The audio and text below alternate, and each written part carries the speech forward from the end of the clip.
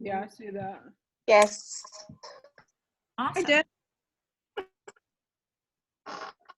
Yeah, I'm having problems. Yeah, we're having local problems, but we'll fix them. I can't get the sheet back on while I'm also looking at you all. Oh, that's okay. Yeah, especially if you're on an iPad. So I'll make sure you can access it after this. And then for the Zoom call, if anyone has any questions, you'll unmute yourself. And then for now, go ahead and mute yourself so there's no background noise. And you can also talk to each other or to the group or privately to each other on the chat. Or if you have any questions and you don't want to interrupt or just a question that can be answered anytime, you can also go in the chat. And just to, again, to go over, we are recording all of these in case any of you have missed some. So what these are going to be, they're going to be quick sessions where Dave and I get to teach you some stuff, because I think sometimes knowledge, if you have the knowledge of why something works or why something benefits you or why something might be good for you, you have more of a purpose of why you would want to do it. And you can see, you can project into the future how that's going to have a positive impact on you. Like if you don't have the knowledge of like how sleep impacts you or how nature impacts you, it's hard to even go towards that section in your life to work on things because you don't really know how it affects you. For the next few weeks, we're going to be talking about movement and why it's so important. And we're going to take a few weeks to talk about specifically certain things. So next week, Dave will be talking about movement and why it's so important when it comes to fat loss. You've heard, I'm sure, if fat loss is one of your goals, you should be hitting about 7 or 10,000 steps a day. A lot of people will say that that's a made-up number. It's true, but there's no other way to get an idea of how much movement people are getting throughout the day. So I think steps is probably the biggest like connection that there is to get an idea of how much people move. What I'm going to be talking about today is how movement affects you when it comes to making you feel good and when it comes to pain. So how many of you, since we've closed the gym, just kind of stopped moving? Or have you kept up a movement routine? Kind of. How many of you are in, like, notice like some achiness and pain since your movement has gone down? Yeah, I see a few head shakes. Yeah, totally normal. And I think when it comes to pain, the old view on pain was only pain is a marker of injury and damage. So if there is pain, that means you have an injury or that means something needs to be fixed. Over the last decade, they've done a lot of research on it, and our view on pain has just exploded to the point where there's a lot of uncertainty when it comes to pain. You can't say, oh yes, it's because of this. But one big thing that they've learned about pain is that pain is not just injury and damage. Pain can happen for many, many different reasons that have nothing to do with an injury or damage. I'll give you an example. How many have had the flu? Most people. How did your body feel? What did your body create in your body to slow you down so you don't leave? Pain. And like, is anything damaged there? Like your muscles damaged, but it does feel like everything is just like broken or your muscles are just like tearing apart. That's what it feels like to me. So that's an example of where your body's creating pain, but there's nothing actually to fix, but it's a natural response because it's trying to get you to slow down. Another reason why your body will create pain is the lack of movement. And a really good way to understand this is to understand an extreme. So if everybody's sitting down right now, if I were to glue you to your chair and not let you get up, so just tie you into your chair, how many of you think you'll start having some hip pain just by sitting on your butt? What is your body trying to tell you? It's probably trying to get you to move. But there is an example where your body is not injured or damaged. It's telling you, hey, we're getting a lack of blood flow. Lack of blood flow can lead to injury and damage, but it would take a really, really long time for you to sit on a chair and never give up. But it is a potential of damage and potential of bad things happening, but it doesn't mean that you're there yet. So your brain has an amazing protective mechanism to prevent you from getting to damage, which would be bed sores or butt sores from sitting. And it starts to create pain before there's anything to worry about. So a lot of the times when movement in our movement routine goes way down, our body's way of telling us to move, it starts to create these weird little aches and pains. But that doesn't mean that's the only reason. The other thing we've learned about pain is it's influenced by so many things. It's influenced by your sleep, stress, injuries, past experiences, lack of blood flow. So there's so many things, but movement is like a huge component of that. And since we understand this, we now understand why someone can take a yoga class and their back feels better. It's like Dave and I are movement freaks. We learn so much about movement, and we used to believe that posture and pain had a lot to correlate because we did 90-90 with people and their back pain would go away. And we thought, okay, well, I guess it's because of their posture.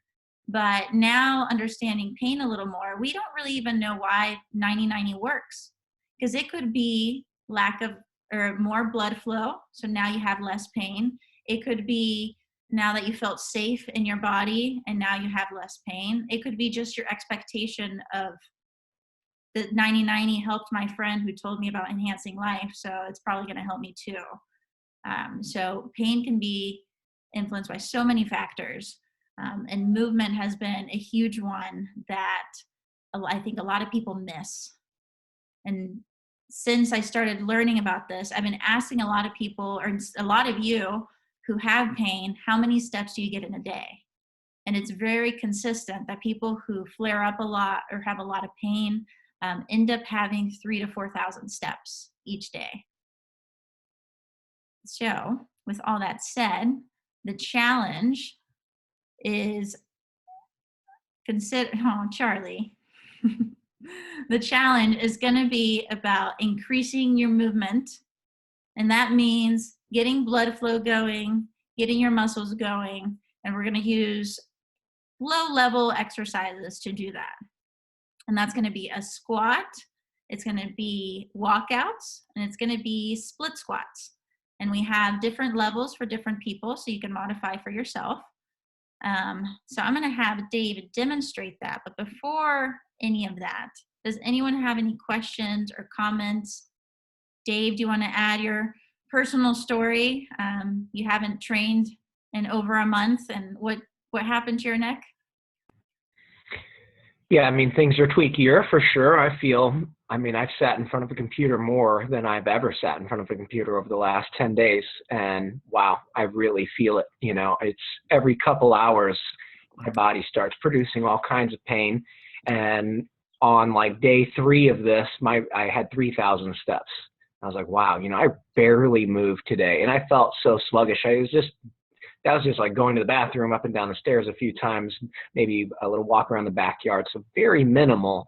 And sure enough, I'm usually 25,000 a day. And so going from 25,000 down to 3,000 to 5,000 has been like a super shock. So now I'm like trying to walk, get everything to move again. And I feel better.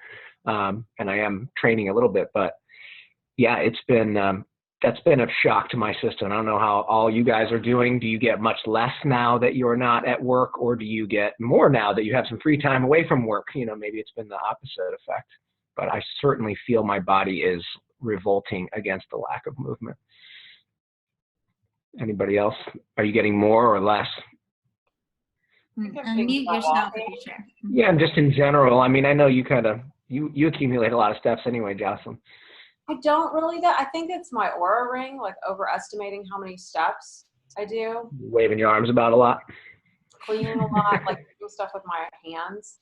Yeah. What registers as walking steps, but when I carry my phone, like I've been going on walks. And so I've been looking like how many steps is it when I go on a walk? So I've been consistently going on a walk every day since we've been out to try to get my kids out and me out. And like a half-hour walk is like 5,000 steps. Yeah. For me. Yeah, we started to correlate. It It's seems like to be 10,000 about steps. I would need to take 2 of those a day.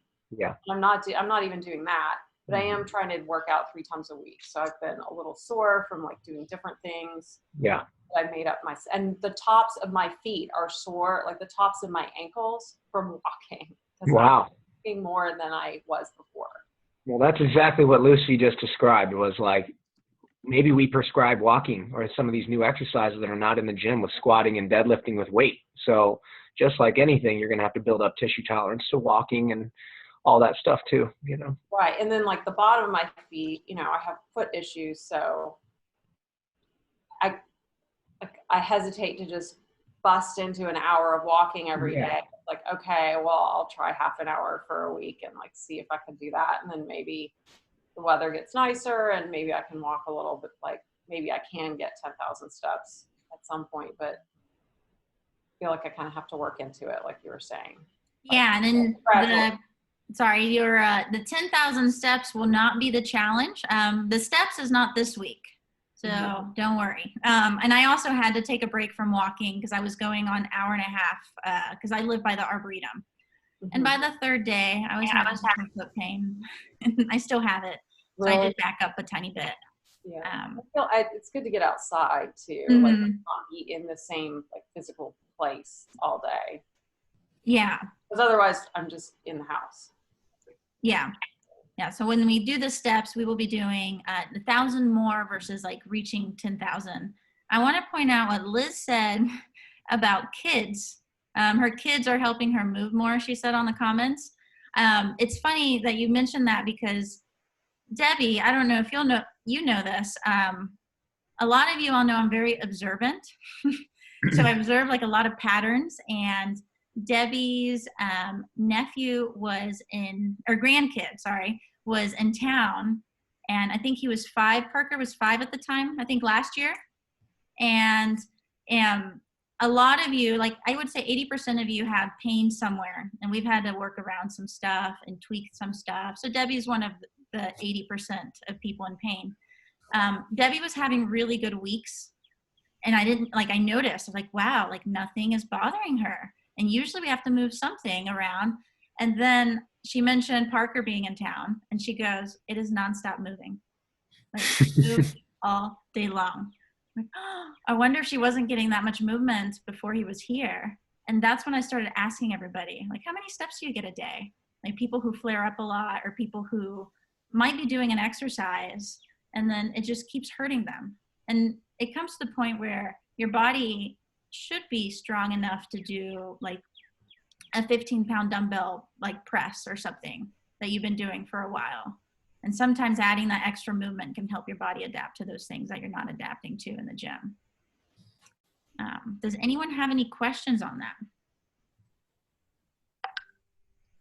Can anyone see how, or like maybe work deadlines where you have to do a lot of sitting at a computer and you start seeing, okay, maybe that's what my body was craving, was movement, not necessarily like holding yourself in a static posture. Like adding some squats and or the weekly challenge can really help with exercises or with work deadlines. So Dave, can you show us what the weekly challenge is? I'll walk you through it. Walk me through it, yeah. So the weekly challenge should take you less total in the whole entire day. It should take you about 8 minutes, if that. So it won't be walking, because I do think people need to like slow roll on the walking. I'm with you on that, Jocelyn. So since a lot of you have been doing walkouts and squats and split squats or half kneelings forever, because you've been training with us, I don't think this is going to be like a big shock for your body. So the weekly challenge is throughout the day, you have to go through 4 rounds, and I wrote this on the sheet, 4 rounds of 12 squats, and you can pick your squat variation, and then 8 walkouts. That's everybody's favorite exercise. And then about 6 to 8 split squats or assisted split squats, or laying on your back doing a single leg loop bridge for people who can't do split squats. And then you can either do them one round and spread them out throughout the day. It takes less than 2 minutes to go through it one time. Or you could pair like 2 rounds, and 1 round. Whatever your schedule allows, but as long as you get 4 rounds throughout the day. So what Dave's gonna do is he's gonna show you like what 1 round looks like. Because you won't do like all the squats and then all the split squats. Can you point the camera down, Dave? And can everybody see, Dave? Okay. Got me? All right, so just, if you were sitting, you get up, maybe grab your book. Downward reach, slight tuck.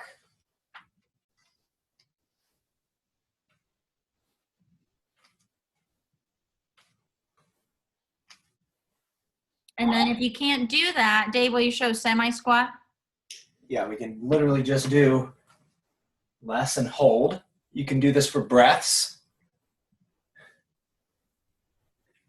And it's like work with what you have, whatever challenges you a little bit, but then whatever like what doesn't bother you.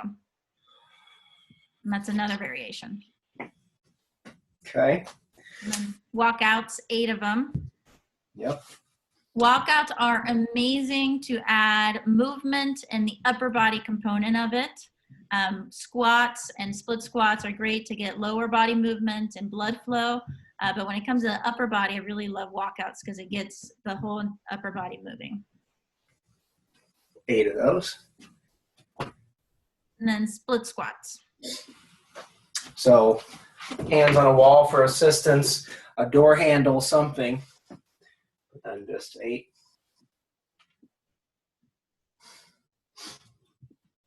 Even a corner of a wall can assist. I can almost pull myself up in the corner. What else? That's it. And then so you can either do that and spread it throughout the whole day and do 1 round, 1 round, 1 round, 1 round, or you can pair them up into little circuits as long as you complete 4 of those. I think that's an amazing way to get blood flow going. Sometimes almost even better than a walk, because a walk can be very low level, which has so many other benefits, but adding this intensity can be even more beneficial when it comes to pain, because you should get some burning. You should get some like I say, like a flush, like your cheeks are getting red. That's perfect when it comes to like getting everything moving.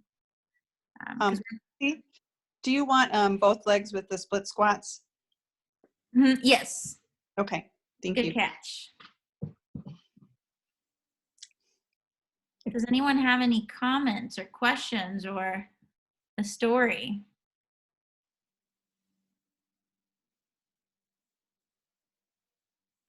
No questions?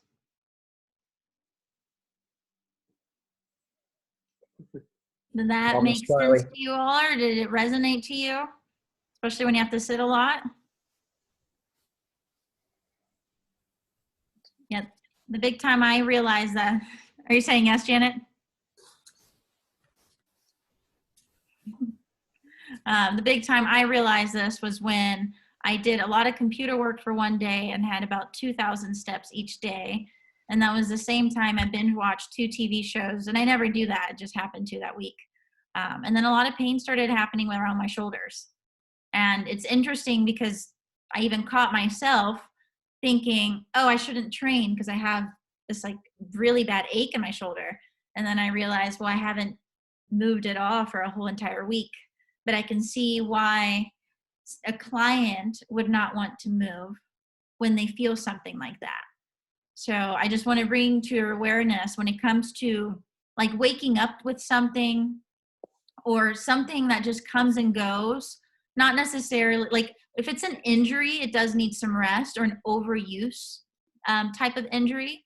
But those are pretty easy to distinguish. Like if you fall and you hear a loud pop and there's swelling and there's bruising, that's one, you need to go get it checked out. And then that's the time to rest. That's not the time to like, let's get some more movement in. That's the time to actually rehab and rest. And then there's also like overuse injury where maybe it's not beneficial to keep moving. But that's very hard to get to that point.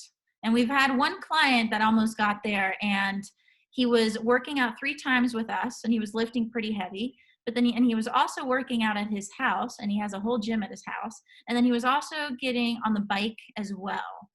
And that's when he started having some knee pain. And that's when I thought, this is not the time to get even more movement. Now we're thinking back it off a little bit.